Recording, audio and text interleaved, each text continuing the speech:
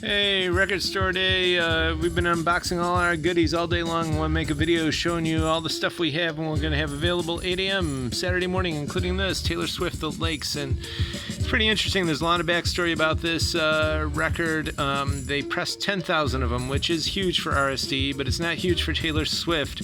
So the demand is enormous. There's 1,400 stores throughout the world participating in RSD this year. And if you do the math, you know, just like what I was told by one of the organizers, no store is going to have very many of these at all, period. So wherever you go, there's just not going to be many. And right now, we still don't even know how many we're going to have. We're going to make a post later in the week, I hope, with an update, because we do have this one physical copy in hand, but they're still sending out the allocations to all the stores. We're going to see how that goes, but it's kind of interesting, and I know the phone's already been ringing off the hook, so probably by around Wednesday, we're going to just stop answering the phone, stop doing email, text, etc., just because it's just too much. So check our socials for updates on that. And Kenny Dope Gonzalez curated this Brazil 45 box set on Mr. Bongo, and we're huge fans of that label. You know, we always get the Mr. Bongo Record Club. They put out a lot of good, rare funk and groove stuff, and there's much more than just bossa nova on here. There's psychedelic folk, boogie, dance floor, bossa, including Milton Banana Trio, Primitivo. And if you came out to see us when we had that Rudy's Porco Punchki thing over at Porco Lounge, we played that on the original vinyl, but a lot of this is really hard to come by. Tony Tornado, etc., so it's great that you get 7 inches with really good, excellent stuff. And A.R. Kane, one of the most important rock bands of all time, period. The A is for Alex, the R is for Rudy, and they basically came up with dream pop. And I know Rudy coined the term, actually, and they were influential, or even more than influential, with trip hop, shoegaze, etc. They actually were just trailblazers and all this stuff, doing it before anyone. And this record, Americana, came out in '92, and it's a great record, but at the time, the record industry was trying to kill vinyl pretty hard, so I'm pretty sure this was not even ever released on vinyl. So here it is for the first time, 2LP.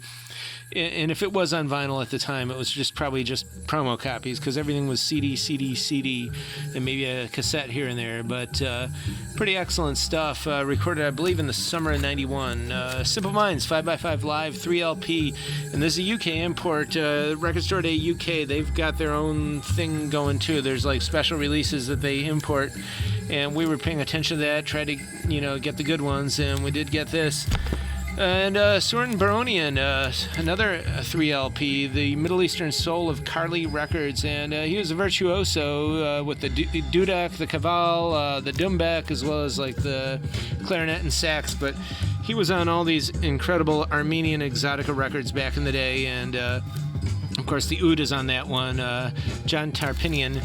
And it's on Modern Harmonic, and of course we eat up all their stuff. It's terrific stuff, definitely our cup of tea. So that's a really good one. And Jazz Dispensary's Super Skunk. This is really the only jazz record we got in this batch this year, but it's a really good one. Loved the die-cut sleeve.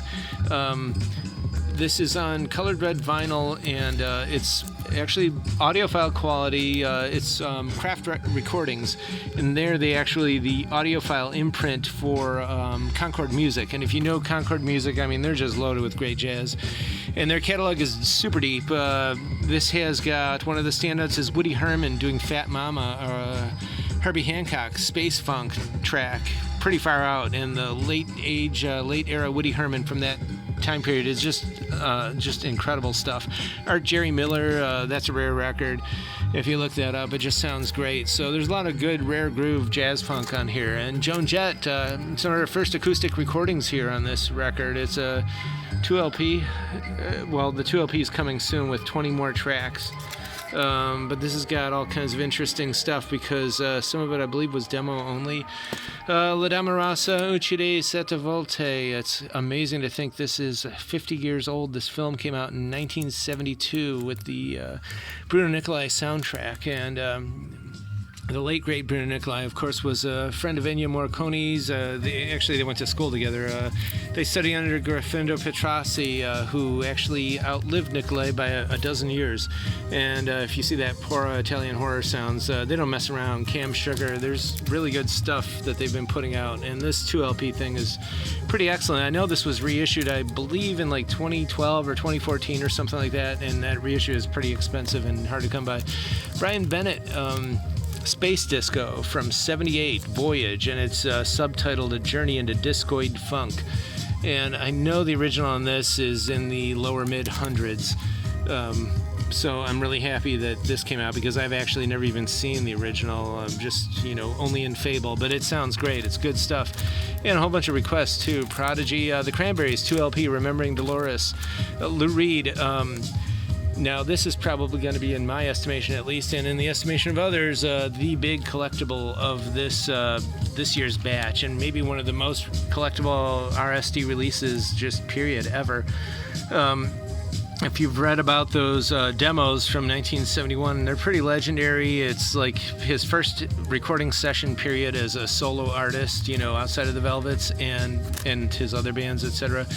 But this is the first time they're available and probably the last time, so this is definitely one for the collectors. The Offspring, Handsome Boy, Modeling School, Everlast, we got all kinds of stuff. Blur, this is pretty cool. This was a bunch of remixes, 2LP, limited colored vinyl, Bustin' and Dronin'. It was from that self-titled mid-90s release, Blur, after they did the whole shoegaze dream pop thing and then the whole Britpop thing, and then they were influenced by classic American rock like Pavement and did this whole straight-ahead indie rock. And this has got remixes by Moby, Thurston Moore, Adrian Sherwood, John McIntyre of the Chicago School, like the Sea and Cake and Tortoise and all the other great stuff that's so essential to us.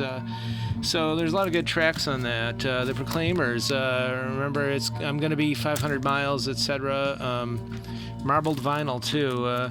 Gavin Rossdale, the Judy Bats. This is a very important 90s release, and it's really interesting because there's like a lot of interesting and almost funny revisionism about 90s stuff. Like in 91, the industry was totally against vinyl, and a lot of stuff wasn't coming out in vinyl at all. Like if you're into grunge, everything was on CD unless you were getting 7 inches.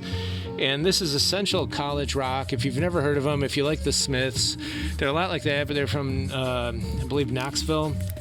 And this release is just drenched in reverb. It's dripping wet in it, and the guitar is just loaded with like good digital chorus.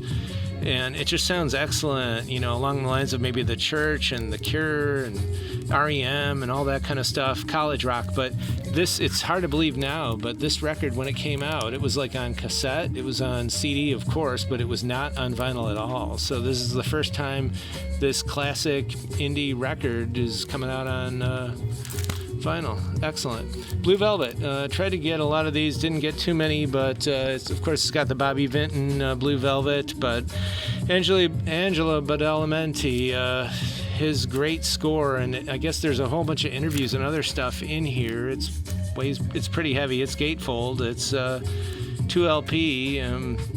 Really good stuff, and even the cover art, the poster, the Enzo Sciatti. It's interesting to think this was about a decade after the classic Italian giallo stuff. Mariah Carey got this. It's 13 of her #1 singles. Alice in Chains. This one's pretty interesting too, with that whole weird 90s revisionism stuff, because grunge was totally on CD. This one was only released as a promo on vinyl, and even that, I don't think they made very many of them. So even for promotional purposes, they would just send out the CD. So this is, again, really, technically, it's not the first time on vinyl because there was that promo, but first time anyone normal is going to be able to get a copy of this, because the original is just about impossible. And this one, too, is limited, but we got a ton of them because, Alice in Chains. And it's there's no B-side. It's a side A, side C, Alice in Chains. So that's pretty cool. And we also got Grateful Dead, 5LP, Wembley 72 Europe Tour box set. And this was limited, same number as the Taylor Swifties, 10,000 copies. So we're going to have all this stuff and hopefully a little more. Hopefully the RSD book as well will be here, because I know we ordered it. And doors open at 8 a.m. Hope to see you.